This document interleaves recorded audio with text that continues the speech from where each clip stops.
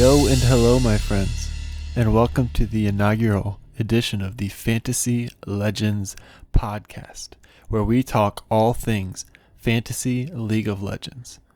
I am so excited to join you guys today to bring you guys this type of content. We're going to have so much fun out here. We're going to talk Fantasy League of Legends. We're going to talk your season-long leagues. We're going to talk your DFS leagues. We're going to give you strategies. We're going to give you picks. We're just having a great time coming together and talking about this game that we all love, Fantasy League of Legends. Alright, first thing we're going to talk about here in this first episode. What the heck is this podcast? And what are we even going to talk about? Well, I already said part of it. League of Legends, obviously. We're going to meet twice a week. Once early in the week, we're going to talk about the previous week that just happened. Which picks were good, which picks were bad. We're going to recap every single game with a fantasy point of view. This is a fantasy show. That's going to be the focus of everything. Second episode, it'll be later in the week, probably Friday, depending. Usually the DFS prices don't come out until Friday afternoon. We'll have to see what makes the most sense. We're going to forecast games. We're going to make picks. We're going to talk about picks and bans for your sleeper leagues. And all in all, really, we're just going to get together, talk about League of Legends strategies, and have a great time. Now, what are going to be the goals of this podcast? I've got 3 goals that I'm really going to strive for. Number 1 is I just want to have fun. Man, I want to be fun to listen to. I want to bring joy. I want to laugh. Second goal, we're going to share strategies and information to help you win. To help you win your season-long leagues. To help you win your DFS contests. And hopefully to help you win a bunch of money. And number 3, I want to help grow the game. And I don't even mean just Fantasy League of Legends, but League of Legends as a whole. Now, I really like to look back to fantasy football and the meteoric rise it had. I don't know if you guys are old like me. I'm almost 30, and I've been playing fantasy football for really as long as I can remember. And it's almost crazy to think about where it started and where it is now. I remember, man, I must have been 13, maybe even younger, helping my dad out with his fantasy football leagues, having to look through the newspapers for the scores before things were really all automated on the internet. Man, I feel like those were the golden ages. And we look where it is now. I mean, what an absolutely meteoric rise. I mean, do you even know a single person who doesn't play fantasy football? My wife plays fantasy football. My wife knows who Matthew Berry is, and he's just a fantasy football analyst. Man, I think we can do that for League of Legends. I think Fantasy League of Legends can be an avenue for the whole game to grow. I honestly believe that fantasy football has really fueled the meteoric growth of the NFL. And I think Fantasy League of Legends can do that for League of Legends. I know people who play fantasy football who don't watch football. Can we get that with Fantasy League of Legends? Can we get people to tune in to the games just to watch their fantasy players? I really think this can be an avenue to help the game grow exponentially. So those are going to be our goals here. We're going to entertain, we're going to help you win, and we're going to grow the game. Why a podcast? Well, as I started my fantasy league this year with a couple of my buddies, I was looking for resources. Like, can anyone tell me what the draft strategies are? Who are going to be the best players this year? And I couldn't believe that there was so little content out there. I mean, there's really not people out there talking about Fantasy League of Legends. You got a lot of great League of Legends content in general. If you want to see power rankings, if you want to see MVP picks, I mean, there's all kinds of resources for that. But when it comes to specifically fantasy, there's really not a lot. And I want to become the leader there. Man, I already touched on this too, but man, I've been passionate about fantasy sports. I've been playing since I was a little kid with my dad. I took in so much fantasy football content. I remember being 14 years old, poring over rankings and love-hate articles. My favorite fantasy football content I've ever consumed, though, by far, is the Fantasy Footballers podcast. And if you guys, I'm not sponsored, but hear me out. If you guys like fantasy football, there's no better place. It's an hour a day during the year, and I just loved tuning in. It felt like hanging out with my friends. It's a real inspiration here for this podcast, and I hope we can achieve the same thing. But I'm passionate about League of Legends too. I've been playing since 2015, right after I graduated college. And I must say, I am pretty thankful that I didn't find it in college. I've been watching the pro scene ever since too. The very first game I ever watched was the World Finals between SKT and Coup Tigers back in the fall of 2015. I didn't know anything about the game, and yet I was still entranced. Ever since then, every World Championship, my wife knows, I'm up at 4 a.m. watching the games. She tells me to turn it down. She hates hearing the announcers yelling. There's so many plays that have been etched in my brain, just etched in that bring me so much joy when I think back to my reaction when the double TP came in the 2016 NA Finals. You never expect 2 TPs. When I think about when I was able to attend the 2019 Summer Finals in Detroit, as a big C9 fan at that point, didn't work out for me. Within the league scene, man, I think there are a lot of people doing a lot of great things, but no one's doing better stuff out there than Jat. And if you guys have listened to the JLXP, again, not sponsored, just really enjoy the show. I remember when we hosted, we as in NA, hosted Worlds, and it was all in LA. I remember seeing Jad on ESPN talking about the game, trying to bring it to the common sports audience. I remember thinking what a great ambassador for the game he was.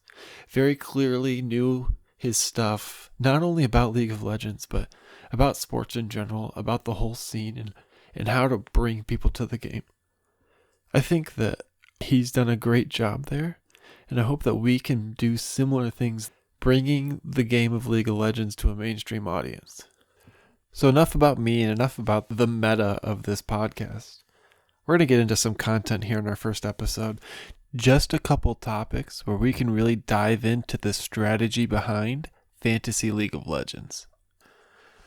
First topic we want to talk about here, we're going to talk about our season-long leagues, specifically the ones on Sleeper.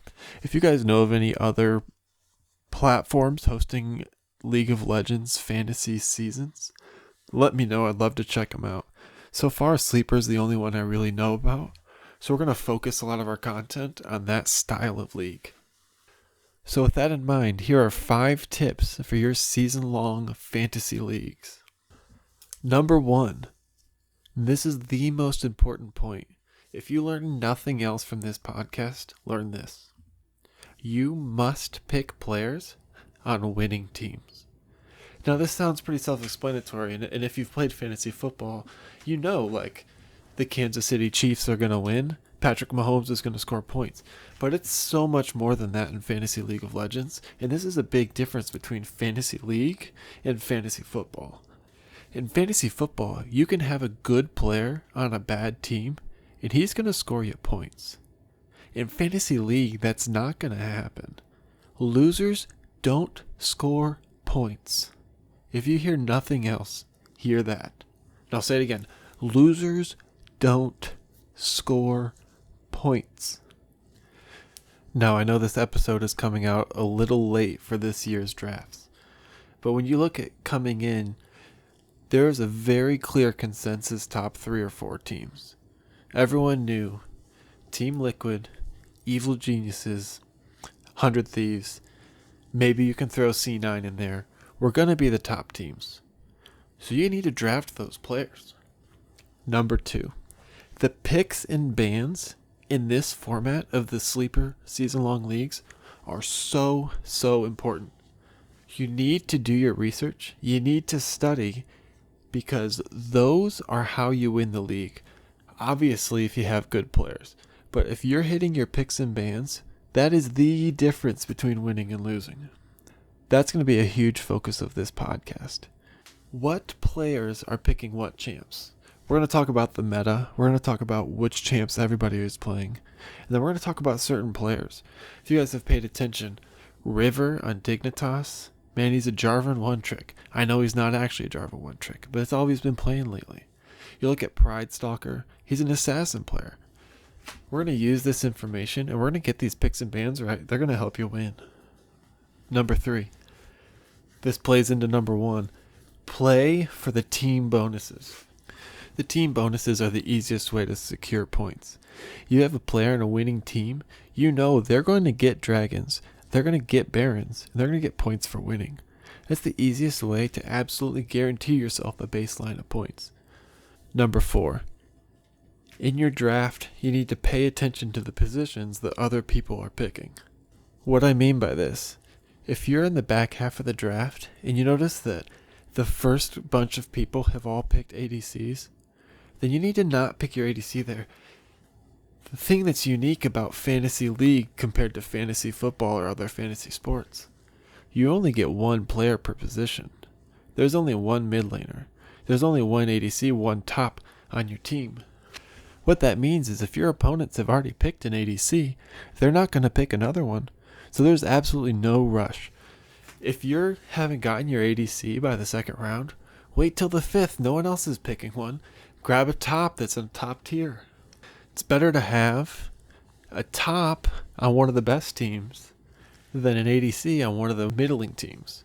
For multiple reasons. Number 1, it's going to go back to what we've already talked about. First of all, winners score points. Losers don't score points. Second of all, when you get players on winning teams, you're going to secure those team bonuses, which we've already talked about is the best way to guarantee a floor for your players. And number 5, when it comes to prioritizing in your draft, ADC is the most important role. Here's why. In long games, ADCs are going to secure all the kills. Because of that, the difference between your top ADC and your bottom ADC is going to be a lot bigger than the difference between your top mid laner and your bottom mid laner. With that in mind, if you have an early pick, I think the first 3 or 4 picks all have to be ADCs. And those, my hard rockin' amigos, are my top 5 tips for your season-long sleeper leagues. Now, I hope you guys enjoyed that first segment. The last thing we're going to go do this episode, we're going to shift gears. We're going to look at our DFS strategy. What are the best ways to put together a winning squad so you can take home the cash in your DFS contest? Here are the top 5 tips for creating a winning DFS lineup. Number 1, and stop me if you've heard this before, you have to draft winners. But it's a little different this time, because now it's not so much you need to draft the players from the best teams, but what you need to do is look at the matchups and draft teams that are going to win. This doesn't always mean you have to pick Team Liquid, right? Because their prices are going to be pretty high. But if you can find a matchup between a mid-tier team and a bottom team, maybe that's the best way to find a team that's going to win on a lineup that's not going to break the bank. Every week on this podcast, we're going to go through matchup by matchup. We're going to make predictions. We're going to give players and plays that we like, players and plays that we don't like. And so much of that will be predicated on who we think is going to win. Number 2, we're looking for clown fiestas. Now, those of you in the scene know what I mean by that. Those of you who may not be, clown fiesta, that's the term we give for games that are crazy, where you have action in the top lane, in the mid lane, in the bottom lane, sometimes all at the same time, where we get those really high kill scores. You want games that are 30 to 20. We have 50 total kills. That's when you're going to really rack in those fantasy points. Sometimes when you get those top teams, sometimes they're too clean and it just doesn't translate into fantasy success. I should have picture peak Korean League of Legends. If you guys were around in like 2018, you'd get a team like SKT or maybe like Kingzone Dragon X, where they would get the smallest advantage. They get a little pushing lane. They'd use it to push out bot lane, get a turret. Push out mid lane, get a turret. They just out macro you. You try to make a play top, they back off top, they take your bottom turret. You try to make it play bot, they back off bot, they get Herald and top turret. Well, that's the cleanest League of Legends, and it's so satisfying to watch. Man, that does not translate to fantasy points. We're trying to avoid those type of games. So if you get a top team versus a bottom team, maybe Team Lakewood versus Immortals, then maybe that's not the best case. Maybe you're not going to get as many fantasy points there as you will in a really close, even matchup, where those kills are going to be racking up, where the fight's going to be close, and maybe you get 3 or 4 late game team fights. The longer and the closer the game, the more points you're going to get. So it's not always so easy as just picking the players on the team that you know it's going to win. You want players on the teams that are going to win close and long games. Number 3, you want to choose as few number of teams as you can. You need to limit your picks to just 2 or 3 teams. And the reason for this is pretty simple. And it goes back to the first point that we keep going back to, and that's losers don't score points. Man, if you remember nothing else, remember that. In these DFS games, you got 7 picks. You got your MVP, you got your 5 lanes, and you got your team. If even one of those is on a losing team, you're probably not going to win your contest. Now, there are some contests, if you're doing 1v1s or 50-50s, maybe you will, but on these tournament-style ones where only the top 5 out of 60 are getting money, even one losing player is just a death sentence. If you limit your picks to just 2 or 3 teams, then you're really limiting your risk of taking a loss. In the same vein, you never really want to pick players from opposing teams, because again, only one of them's going to win, which means only one of them's probably going to do well. This is another spot where fantasy league is a lot different than fantasy football. A lot of times you want to diversify your teams because you're not going to have 2 players from the same team that go crazy very often. If your running back has a great game, chances are the receiver on that team is not going to go crazy. But in League of Legends, it's not the same, because if one player gets a kill and one player gets an assist, it's huge for both of them. Number 4, when you're picking players, you need to keep in mind their play style, because some play styles, while they work really well practically to get wins in League of Legends, they do not translate really well to fantasy points. Here's what I mean by that. You want players that roam. Think Chovy from 2020 Worlds, where you push your lane, you go bot. You push your lane, you go bot. Those are the players that are going to rack up those fantasy points. If you think of the math on it, right? Let's say you go bot, you pick up 2 assists. That's going to be worth 200 CS. How many CS are you losing on that roam? 30, maybe 40 if you have to take a long time. You're going to take those assists over the CS every single day. If you think about it from a team fight late game perspective, when you're looking at players that are going to split push, right? You get the guys who love Fiora, Trindamir's in the meta now, and they're just pushing sideways and pushing towers. Really effective way to split the map and win the game. But again, that doesn't give you fantasy points.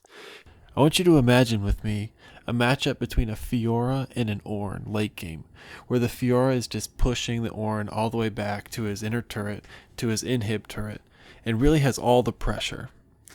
And then the Ornn TPs to a team fight. The Fiora takes the inhib, maybe even pushes the Nexus towers, but Ornn gets 4 assists. From a game standpoint, that's a pretty fair trade if you're taking Nexus turrets.